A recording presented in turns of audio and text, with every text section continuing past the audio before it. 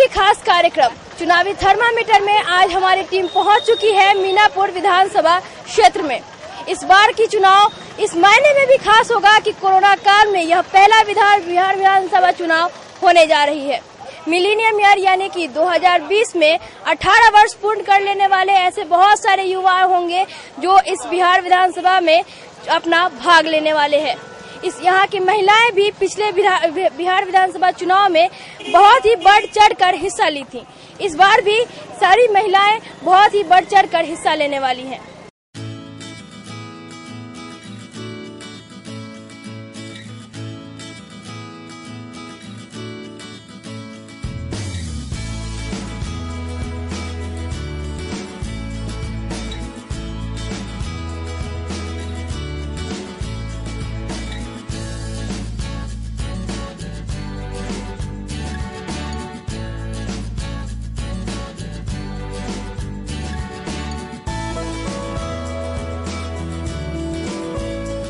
अभी हम पहुंच चुके हैं मीनापुर विधानसभा क्षेत्र के गंज बाजार चौक पे। आप यहाँ की तस्वीरें देख सकते हैं किस तरीके से इस चौक पे भीड़ इकट्ठा हुई है।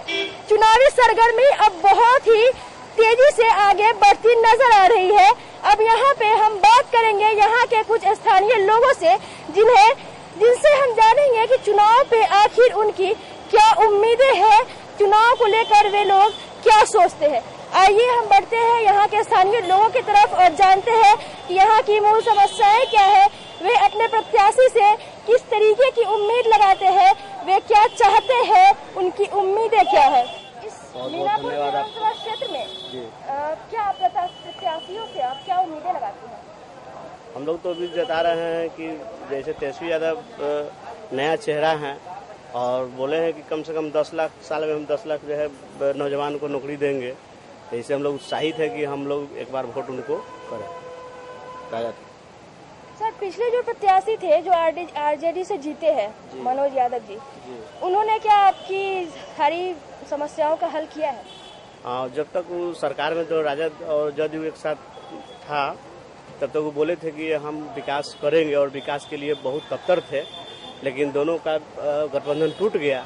उसके बाद उनका जो पावरवा रहेगा सही ना, लेकिन बहुत जहाँ तक हुआ है हद तक कुछ काम करवाए हैं और हम लोग को अच्छा है कैंडिडेट, हम लोग उनको वोट करेंगे। समस्या है, सबसे बड़ा समस्या तो आपको हमारे मीनापुर में जो है सो बिजली का है।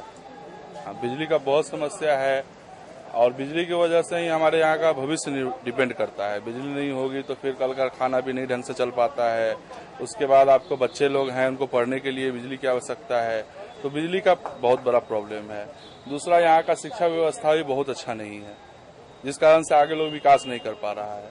तीसरा है कि बहुत सारे विधायक आए हैं, बहुत लोग आए, विधायक बने, मंत्री बने, एमएलए बने, एमएलसी बने, जो भी बने, मीनापुर के विकास के लिए कोई काम नहीं किए लोग। तो मीनापुर के विकास के लिए ना कोई फैक्ट्री लगी है, ना अच्छे कोई विद्यालय मतलब कि है यहाँ पे जिसमें बच्चे साक्षर हो सके। ये सारी परेशानी है। प्रत्याशी तो वैसे होने चाहिए जो जात पात से उठ के हमारे सामने आए, है ना। वैसे प्रत्याशी की तलाश है। अगर उस तरह के कोई प्रत्याशी होते हैं तो हम लोग उनका समर्थन करेंगे।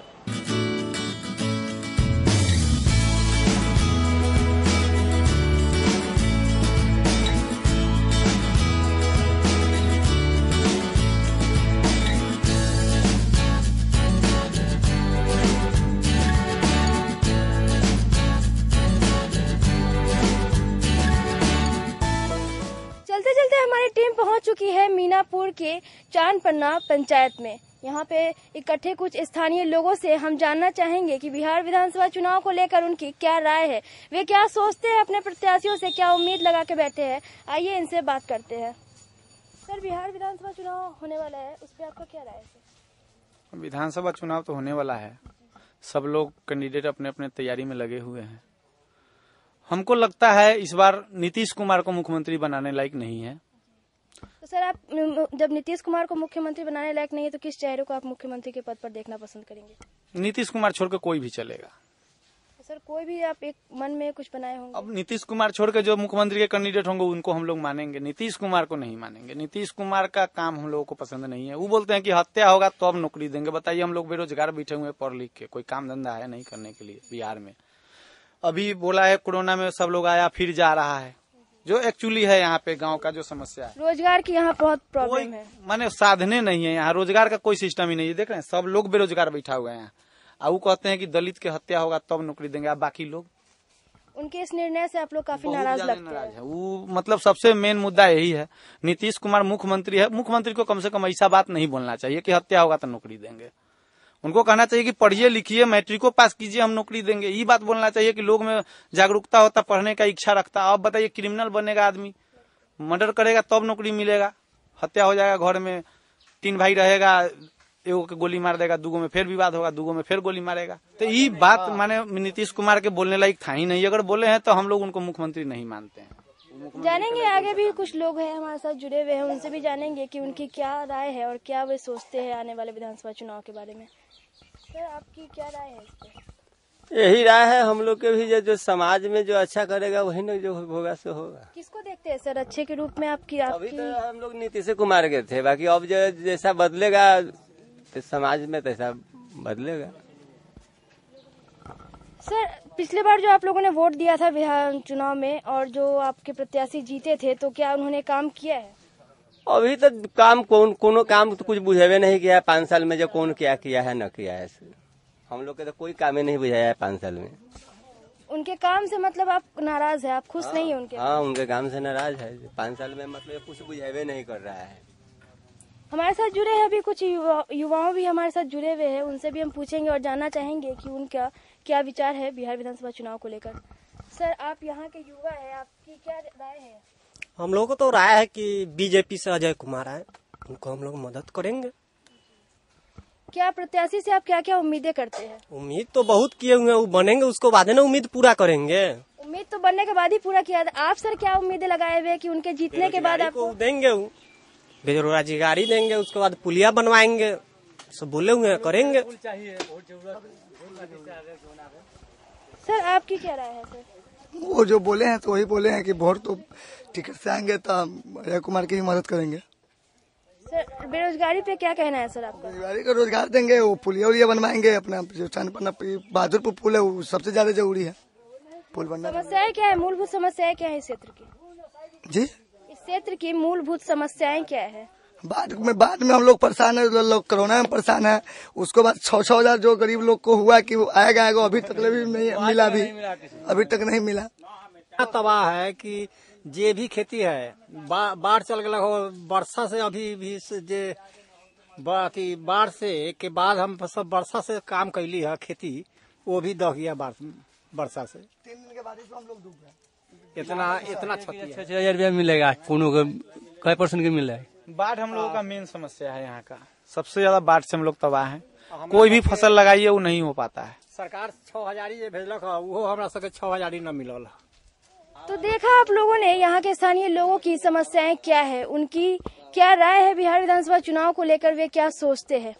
हम इस क्षेत्र में आगे भी बढ़ेंगे और जानेंगे कि यहाँ की क्या समस्याएं हैं, यहाँ के लोग, यहाँ के स्थानीय लोग क्या सोचते हैं और अपने आने वाले विधानसभा चुनाव में किन सभी चीजों को, किन बेसिक मुद्दों को देखकर वे अपनी वोट को डालेंगे।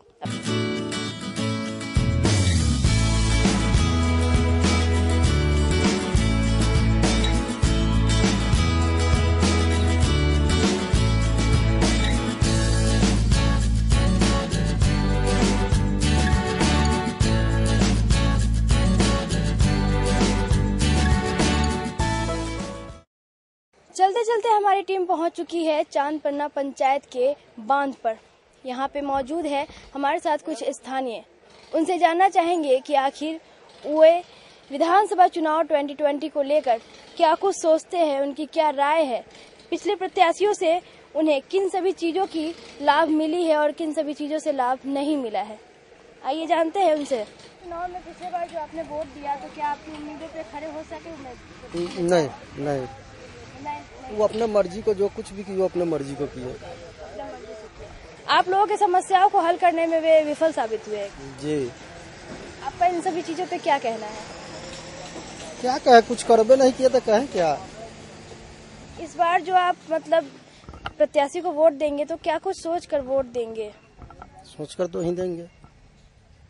क्या सोच कर वोट देंगे? जो अच्छा करेंगे अच्छा के लिए देंगे, सोच के, जो अच्छा प्रत्याशी होंगे। रोजगार की क्या व्यवस्था है इस क्षेत्र में? यहाँ कोई रोजगार नहीं है, सब बेरोजगार है। हम लोग किसान है, जो भी खेत बाड़ी भी था वो सब दह भंस गया, फिर दोबारा बाढ़ आ गया। जानेंगे आगे भी कुछ लोग हैं हमारे साथ जुड़े हुए, उनसे भी जानेंगे वे क्या कहना चाहते हैं। आप बताइए सर कि यहाँ पे बिहार विधानसभा चुनाव में अपने प्रत्याशियों से आप क्या उम्मीद करते हैं? उम्मीद तो बहुत कुछ रखते हैं, लेकिन होता तो कुछ नहीं है। बैसाख से हम लोग खेती करते आ रहे हैं। उस समय लॉकडाउन में फसल जो भी हुआ अच्छा दाम में बिका नहीं, उसके बाद बाढ़ आई, दह गया, और फिर नया जो खेती हम लोग करते हैं, सरकार के तरफ से अभी कोई मुआवजा भी नहीं मिल रहा है। तत्काल जो किसान नया खेती करे और जो अपना पूंजी लगाता भी है वो भी समझिए ये दह गया बारिश से और बाढ़ से। हम लोग परेशान हैं। प्रत्याशियों से किन सभी चीजों की उम्मीद लगाते हैं, क्या आपकी राय है? उम्मीद तो यही है कि इस पर पुल बन जाए। हम लोग बहुत दिन से धरना प्रदर्शन भी किए, अनशन भी किए, लेकिन अभी तक कोई माने सब लोग आश्वासन देते गया, लेकिन अभी तक पुल नहीं बना। और ये बांध जहाँ पर हम लोग खड़ा है, आज से 40 वर्ष पहले इस बांध का निर्माण हुआ, और इसमें जो अधिग्रहण हुआ जमीन, उसका मुआवजा अभी तक नहीं मिला। मुआवजे की मांग आप लोगों ने किया, लेकिन मुआवजा यहाँ पे नहीं मिला। स्थानीय लोगों को आप लोगों ने सुना और जाना कि यहाँ की समस्याएं क्या है। जांच ऊँच कर लेता है नेता लोग आकर, और उसको बाद में पुल ठप हो जाता है। जांच के लिए चल जाता है, फिर बनवे नहीं करता है, ले वहाँ बिक देता है, वहाँ बिक देता है। वो कोनमा बिशुनपुर के सामने बिकता है। काम है इसको सामने मीनापुर गंज से लेकर ये है रोड सीधा, और टेढ़ कर देता है। वो माए ये होना चाहिए, बांध बनना चाहिए यहाँ पे, बांध नहीं पुल होना चाहिए सीधा। शिक्षा की क्या व्यवस्था है यहाँ पे? शिक्षा में कमी बेसी है बहुत। यहाँ पे हमारे साथ जुड़े कुछ युवाएं हैं जिनसे हम बात करना चाहेंगे और जानना चाहेंगे कि यहाँ पे रोजगार, शिक्षा और स्वास्थ्य की क्या व्यवस्था है। तो कीजिए, देखिए यहाँ पे क्या है ना, भ्रष्टाचार बहुत ज्यादा है। बांध का अभी तक जो मुआवजा है ना, अभी तक पास नहीं हुआ है। जो जमीन का है, जितने भी किसानों का मुआवजा है वो पास नहीं हुआ है। अभी देखिए समथिंग 4-5 महीने से बाढ़ की स्थिति बहुत खराब चल रही है, तो बांध का मरम्मत भी सही से नहीं हुआ है। जो भी मरम्मत करवाया है जल विभाग ने, उसमें भी घोटाला हुआ है। आधा पैसा ठेकेदार ले लिया, आधा पैसा मतलब कि जहाँ सबसे जो थर्ड क्लास होता है ना, वो वाला मरम्मत हुआ है। लेकिन किसान का जितना भी खेत बर्बाद हुआ है ना, किसी का मुआवजा अभी तक नहीं मिला हुआ है। नीतीश कुमार जी है, वो भी मुआवजा तो घोषित किए थे, वो पैसा भी हमारे किसानों को नहीं मिला है अभी तक। और बांध का स्थिति तो आप देख ही रहे हैं क्या है। बहुत सारी चीजें हैं, शिक्षा विभाग में भी कुछ ना कुछ प्रॉब्लम चलती रहती है। एजुकेशन भी उतना सही नहीं है हमारे इधर का, इस लेवल का। बट इसमें क्या है ना, सब भ्रष्टाचार है। जो भी स्कीम पास करे सरकार, वो यहाँ नीचे आते आते पूरा खा जाता है। वार्ड मुखिया, सरपंच, ये सब खाने वाला ही है, सब उसी में चला जाता है। तो स्कीम जो पब्लिक है ना, किसान है ना, उसके पास पहुंच नहीं पाता है कुछ भी चीज नहीं। सरकार के द्वारा योजनाएं तो बहुत सारी निकाली जाती हैं, काफी बिल पास होते हैं, लेकिन किन सभी चीजों पे कार्य जमीनी हकीकत पर होती है, ये आपने सुना इनसे। यहाँ के युवा है जो बता रहे हैं कि सरकार द्वारा बहुत सारी योजनाएं लाई जाती है, बहुत सारे बिल जो कि पास किए जाते हैं, लेकिन क्या जमीनी हकीकत ये जमीन पर इन लोगों को मिल पाता है?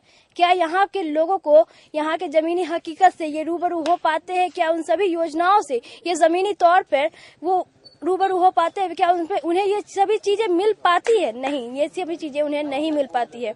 मीनापुर विधानसभा क्षेत्र की आगे की हाल जानने के लिए हम चलेंगे अपने सहयोगी सोनू शर्मा के पास और जानेंगे यहाँ की जमीनी हकीकत क्या है। धन्यवाद आद्या। मैं सोनू शर्मा इस वक्त मीनापुर विधानसभा क्षेत्र के चंदपरना गांव के पास हूँ। यहाँ ठीक गांव के बगल से ही बूढ़ी गंडक नदी बहती है, जो कि मुजफ्फरपुर के शहर के बीचों बीच होते हुए जाती है।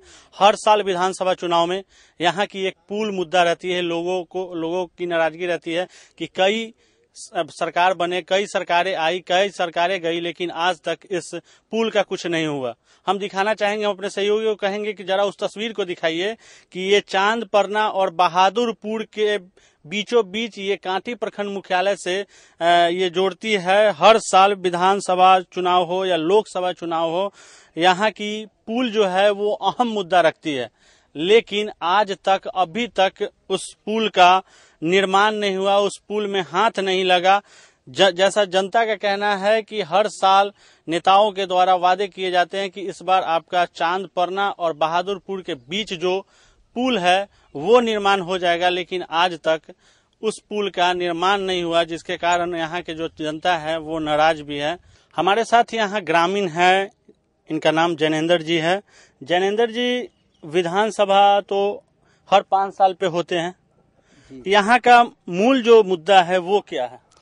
यहाँ का मुख्य समस्या है कि चांदपरना में लगभग किसानों का जमीन 1983-84 में 10 एकड़ के लगभग अधिग्रहण किया गया था। आज तक किसानों का उसका मुआवजा नहीं मिला। करीब 5-6 साल से किसान पूरे एक्टिव होकर लोक अदालत भी गए हैं, बड़े बड़े नेता के गुहार किए हैं और सारा पदाधिकारी लोग कान में तेल रख के सो जाता है, अनसुनी कर रहा है, किसी का कोई नहीं सुन रहा है। तो डीएम के पास में जाइए तो इंजीनियर के पास में जाइए, कभी कुछ करके लोग समय को टाल रहा है। यहाँ तक कि जो उसका अमाउंट का वाउचर भी बना हुआ है जो किस किसान को कितना देना है और पेमेंट नहीं हो पा रहा है। आखिर किस कारण से पेमेंट नहीं हो पा रहा है ये समझ में नहीं आ रहा है। इसका जिम्मेवार किसको मान रहे हैं आप? इसका जिम्मेवार तो हम प्रशासन को मानेंगे, पदाधिकारी लोग को मानेंगे। क्या इस बीच में हम लोग जब चुनाव की बात कर रहे हैं तो इस बीच में जो विधायक थे उनसे कोई सहयोग आप लोगों को मिल पाया कि नहीं? इसमें तो नहीं, वर्तमान विधायक से तो किसी तरह का सहयोग इसमें नहीं मिल पाया है। ये इसमें कुछ पहल नहीं करते हैं। हम लोग अपने किसान जाते हैं, अनशन पर बैठते हैं, कभी मतलब धरना पर प्रदर्शन करते हैं, कभी मतलब गुहार लगाते हैं, कभी बड़े बड़े नेताओं के पास में भी पैरवी के लिए गए हैं, लेकिन आज तक नहीं हुआ। आज तक नहीं हो पा रहा है पेमेंट। अच्छा, तो एक चीज आप हमको बताइएगा कि हर विधानसभा चुनाव में और हर लोकसभा चुनाव में जिस जगह पे हम लोग मौजूद हैं, मीनापुर विधानसभा क्षेत्र का कुछ हिस्सा नदी उस पार भी पड़ता है और कुछ इस पार भी पड़ता है, तो क्या ये पुल का क्या कनेक्शन है? देखिए, पुल का तो ये हमारे स्थानीय एक नेता है राजनंदन सैनी, तो वो तो 3-4 बार अनशन पर प्रखंड मुख्यालय पर और जिला में भी बैठे हैं और नेता लोग आश्वासन देकर उनका अनशन को तोड़वाते हैं और पुल बनेगा और यहाँ मिट्टी का जांच का कार्यक्रम भी हुआ था, लेकिन राजनीतिक कारणों से कुछ नेताओं का द्वारा नहीं, यहाँ नहीं बने, वहाँ बने, और वहाँ नहीं बने, यहाँ बने, इसी उफापोह में यह बात खत्म हो गई और लोग मतलब इस पर ध्यान नहीं दे रहा है, प्रशासन के लोग ध्यान नहीं दे रहा है।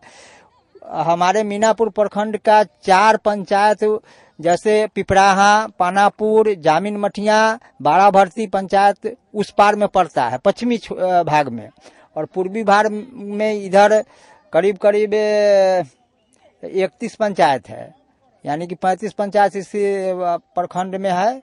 विधानसभा क्षेत्र में 35 है, प्रखंड में 28 है।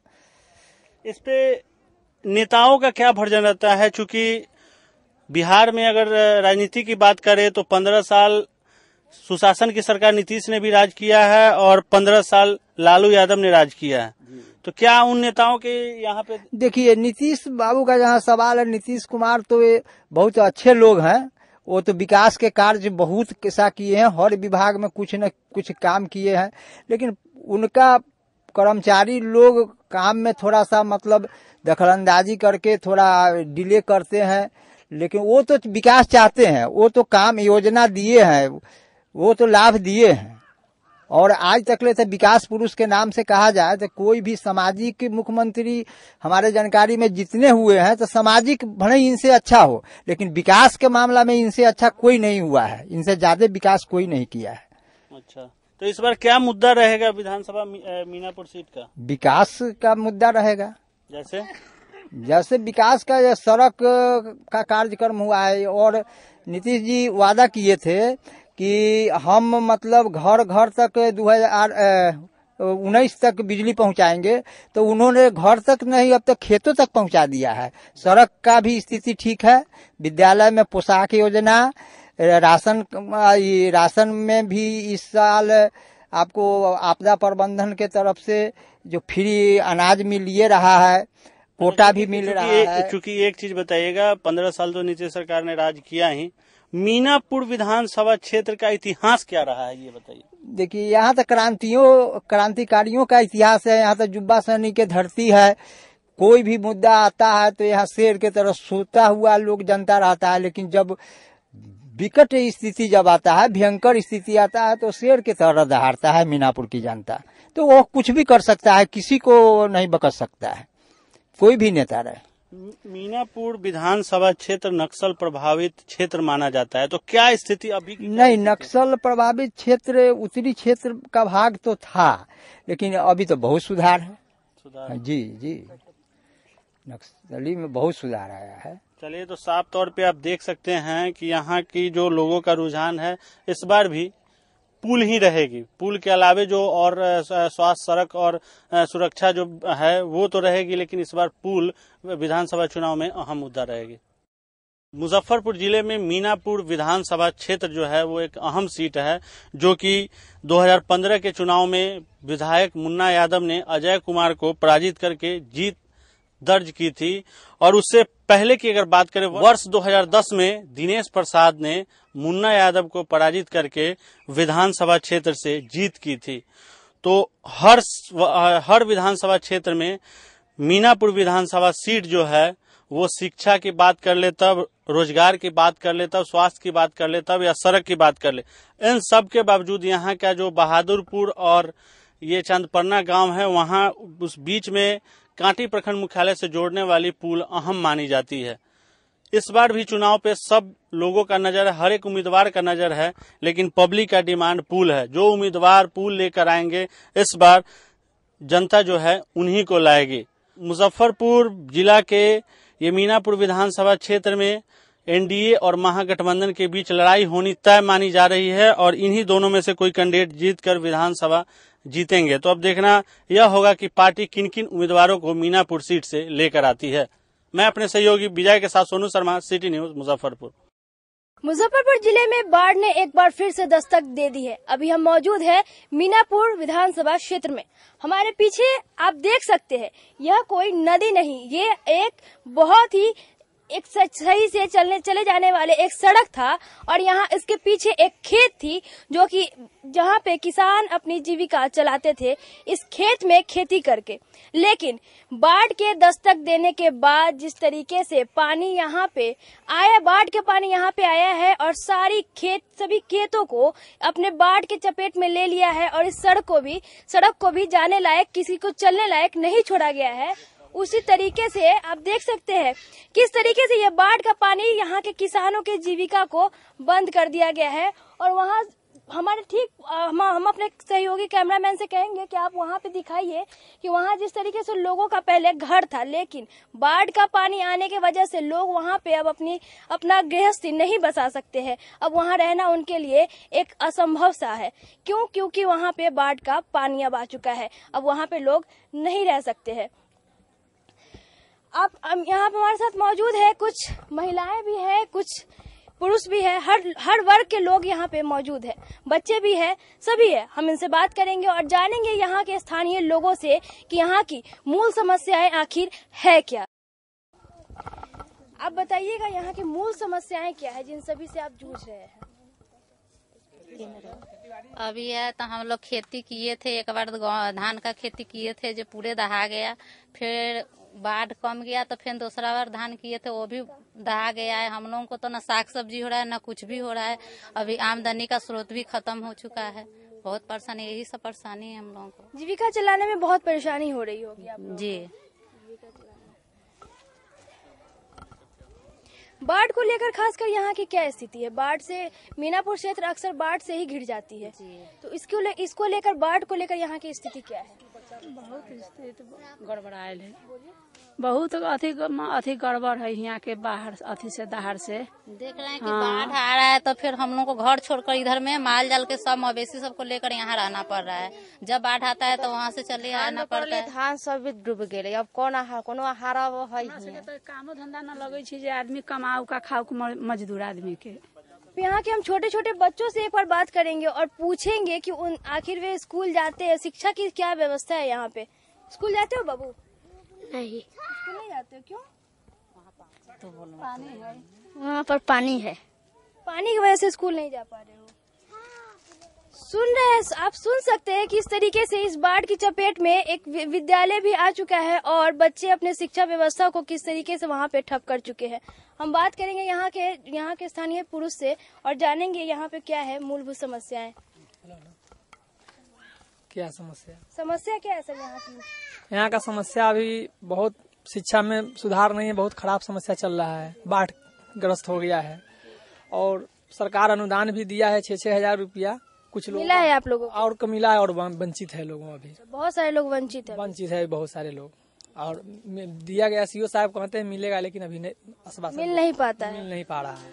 कितने दिनों से चल रहा है ये तो बाढ़ आया है 1.5 महीना हो गया बाढ़ आया हुआ उसी समय से चल रहा है।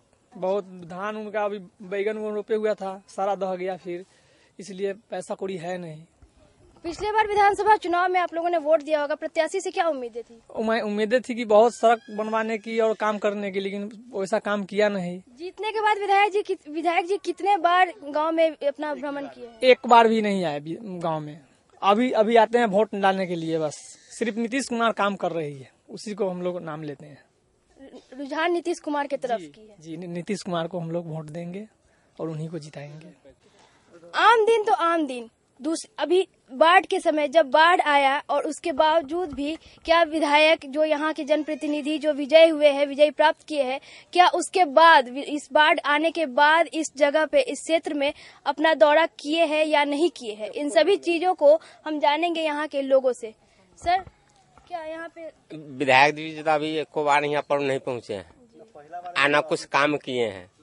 यहाँ तो काम यही नीतीश कुमार, आना तो मोदी जी के जनता है, सब दूसरे का तो जनता नहीं। नेता कोई नेता भी लौट के भी यहाँ आया है नहीं, इसलिए यहाँ तो मोदी और नीतीश कुमार का लोग जानता है। दूसरे अभी जैसे इलेक्शन होने वाला है, चुनाव होने वाला है, तो कितने सारे विधायक इस दौरे पे आ रहे हैं? इस क्षेत्र में कितने सारे? एक भी विधायक नहीं आ रहा है। नहीं, सिर्फ वोट के समय कोई भी विधायक प्रत्याशी यहाँ पर आते हैं, उसके बाद कोई कदम यहाँ नहीं फैलाते हैं।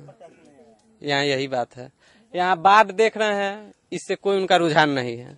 सिर्फ मुद्दा है चुनाव का। चुनाव के समय होगा, वो लोग आएंगे, अपनी समस्या हम लोग से पूछेंगे, हम लोग के ये कहेंगे, वो कहेंगे कि ये कर देंगे।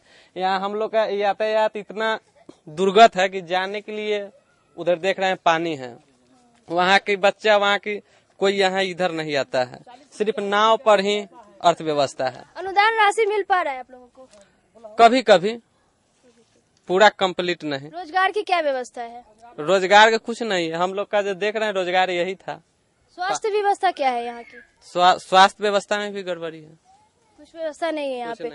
मान लीजिए कभी यहाँ पे किसी को कोई बीमारी होता है या फिर कभी भी छोटा सा भी कुछ होता है, तो क्या इसको लेकर आप लोगों को कितने दूर तक जाना पड़ता है? मुजफ्फरपुर हम लोग का शहर है, मेडिकल साधन है उसके लिए कोई उपलब्ध कराया गया है आप लोगों को? नहीं, क्या साधन है, अपने साधन से जाना पड़ता है। खुद से बाइक से जाना पड़ता है आप लोगों को। तो मतलब जनप्रतिनिधि जो आपसे वोट के इलेक्शन के समय वोट मांगने आते हैं और वोट मांग के जब फिर जाते हैं, तो फिर क्या वो लोग बाद में फिर दौरा करने नहीं आते? दोबारा कभी नहीं। आप लोगों को जब कोई समस्याएं होती है तो आप लोग उनके पास जाते हैं? आए नहीं करते, जाते हैं तो सुनबे नहीं करते, तो क्या हम लोग जाएं? बिल्डिंग में से बाहर निकलवे नहीं करता है तो जाए कैसे करेगा? इस बार का क्या मतलब आप लोगों का चुनाव का क्या मूड है, रुझान क्या है, रुझान किसके तरफ ज्यादा है? जो काम करेगी उसी का हम लोग वोट करेंगे।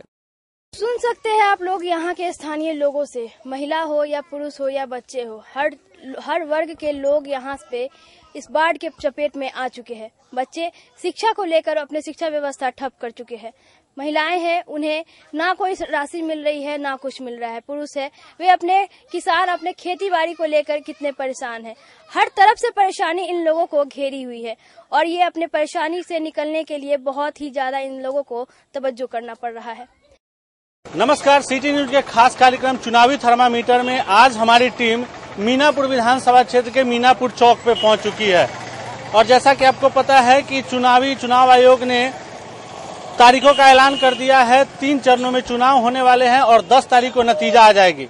इस वक्त मीनापुर चौक पे हूं और दिखाना चाहूंगा यहाँ की तस्वीर कि साफ तौर पे देख सकते हैं शाम के 4 बज रहे हैं। यहाँ लोगों की भीड़ है, सब्जी मंडी है, सब्जी मंडी में लोग खरीदारी करने आए हैं। यहाँ पे साफ तौर पे आप देख पा रहे होंगे ये मीनापुर चौक की तस्वीर है। यहाँ राजद का गढ़ माना जाता है ये मीनापुर चौक। इन सब बातों को लेकर यहाँ के लोग हैं, यहाँ के स्थानीय ग्रामीण हैं, उनसे बात करेंगे। क्या नाम है आपका? हमारा नाम गणेश राम हुआ। इस बार चुनाव क्या मूड है? मूड तो हम लोग मोदी जी के हिसाब से चल रहे हैं, क्योंकि देश के लिए मोदी जी ही हैं और राज्य के लिए मुख्यमंत्री अभी वर्तमान है नीतीश कुमार। तो कुछ दिन पहले पटना से आने में 4-5 घंटा लग जाता था, अभी ज्यादा से ज्यादा 2-3 घंटा लगता है, काफी भीड़ रहने के कारण। लेकिन जितना जल्दी हो उतना जल्दी हम लोग पहुंच जाते हैं। बिजली भी है, पानी की भी व्यवस्था है, लेकिन इसमें एक कमी है।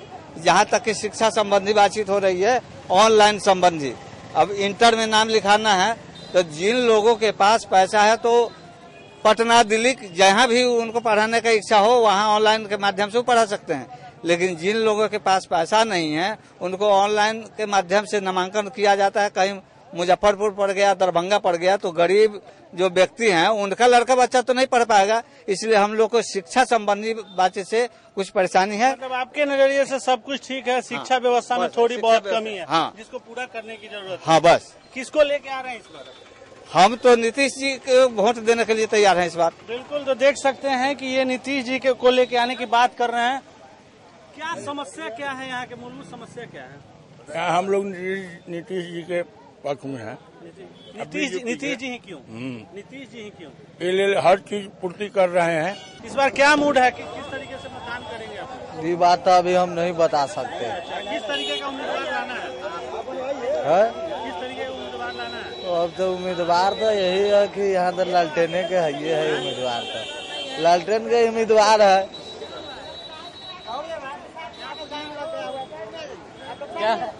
क्या नाम है? बंधु सैनी। इस बार क्या मूड है?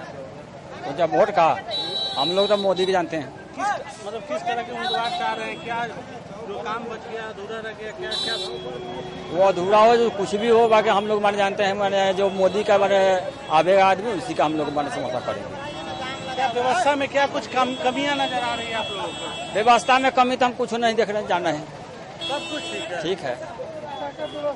तो बिल्कुल आप देख सकते हैं यहाँ पे कुछ और लोग हैं। क्या कहना चाह रहे हैं? सर, हम लोग तो यही कहते हैं कि यहाँ बीजेपी का सरकार रहेगा और नीतीश जी का सरकार बनेगा यहाँ पे, मुख्यमंत्री का। जी, हम लोग पूरा नीतीश जी को वोट देने वाले हैं। इस बार पूरा तरीके से मतदान आप लोग कर रहे हैं? जी, पूरा तरह से, क्योंकि हर चीज का भरपाई हो रहा है। हम लोग बचपन से इतना बड़ा हो गए, आज तक कभी 6,000 रुपया मिला नहीं था, जो अभी मिल रहा है। राशन जो नवंबर तक मिल रहा है वो भी हम लोग को मिल रहा है, जो बच्चे लोग का नहीं मिलता था वो सब मिल रहा है। हर चीज का भरपाई हो रहा है। जब नीतीश जी कर रहे हैं हर चीज का भरपाई, तो हम लोग नीतीश जी को नहीं देखेंगे तो किसको देखेंगे? बिल्कुल। क्या नाम है आपका? आनंद मोहन। कितना उम्र होगा? 22 साल। इस बार मतदान करेंगे ना? जी बिल्कुल। क्या किस तरीके का इस बार उम्मीदवार चुनेंगे? उम्मीदवार जो मतलब हम लोगों को देखे, युवाओं को देखे, उसके प्रति मतलब रोजगार के बारे में सोचे, उद्योग के बारे में सोचे, हम लोग उसको वोट देंगे। और किसको देंगे? क्या लग रहा है अभी जो वर्तमान सरकार है वो इस उम्मीद पर खड़े उतर रही है? हाँ, देखिए अभी बहुत सी समस्या थी जो बीजेपी ने मतलब हल किया है, जिसका निदान किया है। और आगे भी हम लोगों को उम्मीद है, क्योंकि हम लोग अब ऐसा, हम लोग खुद ग्रेजुएट है और ग्रेजुएट होके किसी मतलब 9वीं फेल को हम लोग वोट थोड़ी कर सकते हैं। क्या लग रहा है कि जो इधर बीते 5 सालों में बेरोजगारों की संख्या बढ़ गई है, खासकर नहीं, देखिए बेरोजगारों की संख्या नहीं बढ़ी है। हाँ, ये जरूर है कि यहाँ पे उद्योग स्थापित होगा तो रोजगार मतलब बढ़ेगा। रोजगार का मतलब सृजन नहीं हो रहा है, खासकर बिहार में अपने। तो हम नीतीश कुमार से ये अनुरोध करना चाह रहे हैं कि अब जो सरकार बने उसमें कम से कम रोजगार को मतलब ध्यान में रखा जाए, उद्योग स्थापित हो बिहार में, ज्यादा से ज्यादा मतलब उद्योग स्थापित हो।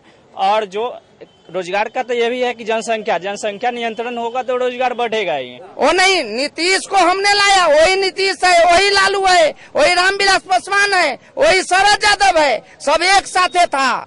क्यों अलग हुआ? सब चोरी करने के लिए। 15 साल बनाम 15 साल लालू यादव राज किया। सुनिए, अरे सुनिए ना, 15 साल लालू यादव राज किया, 15 साल नीतीश राज किया। इस बार क्या मूड बना के आप?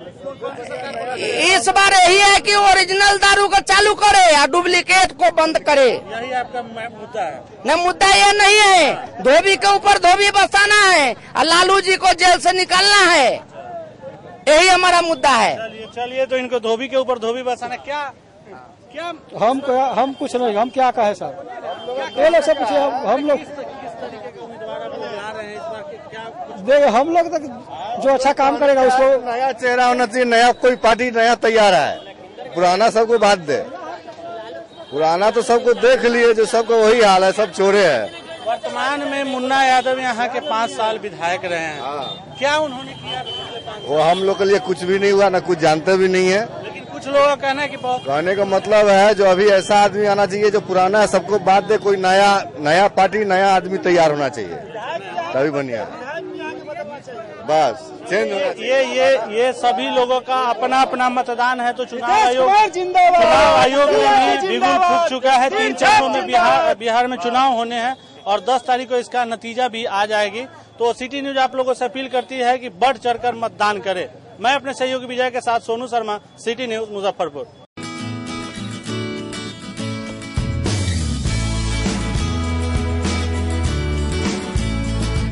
तो आप लोगों ने सुना कि मीनापुर विधानसभा क्षेत्र के जनता की मन की बात। अब ये देखना दिलचस्प होगा कि आने वाले बिहार विधानसभा चुनाव में यहाँ की जनता किसे वोट देती है और किसे विजयी प्राप्त कराती है।